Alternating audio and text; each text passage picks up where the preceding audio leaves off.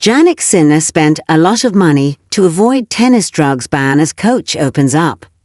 Jannik Sinner avoided a provisional suspension after returning 2 positive tests in March. Jannik Sinner's coach has explained how the u.s.news was able to avoid a provisional suspension after testing positive for a banned substance twice earlier this year.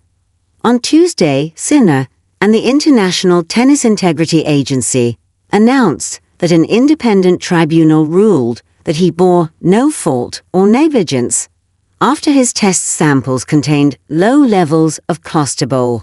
Experts accepted the positive tests were the result of contamination through his physiotherapist. But there have been questions about how Sinner escaped a provisional suspension from the time of the positive test until the independent tribunal, when other players in the same situation have previously been banned until they have proven their case. Darren Cahill, the Italians' coach of 2 years, has now shed light on the process and confessed that it helped that Sinner had a lot of money to hire expert legal help. Cahill also works as a pundit for ESPN and appeared on the American TV channel to give an insight into the case, where Chris McKendry asked whether Sinner's standing as the u.s.news player would have helped him. And Cahill explained that with a high ranking comes more money. I think every case gets treated the same, he started. The one thing I will say though, it makes it a little bit easier for someone that's highly ranked, because you can afford to fight this case properly and fairly. Whereas I think a player ranked 300 or 500 or 1,000 in the world, if they get into this situation, they don't have the funds.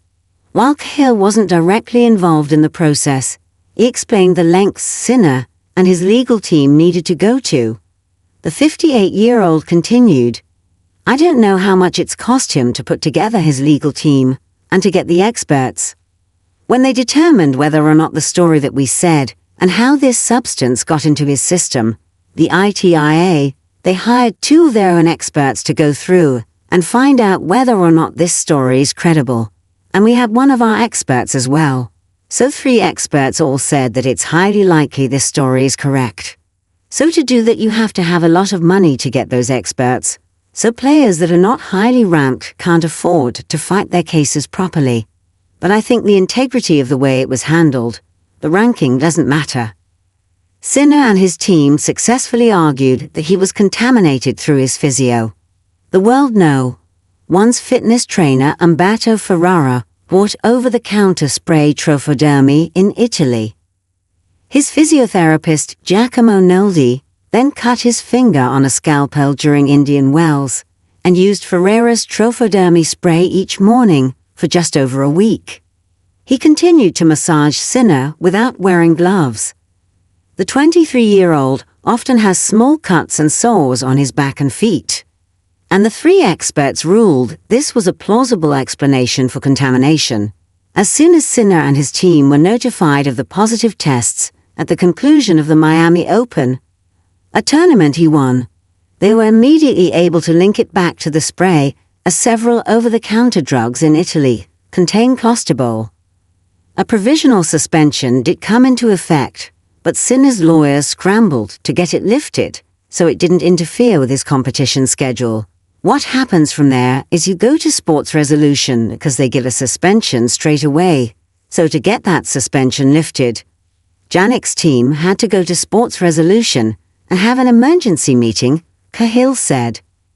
The story was told exactly how it happened, that Jannik played no part in it, that he's incredibly professional, that he supports the anti-doping, that he does everything around his team to make sure that something like this should not happen.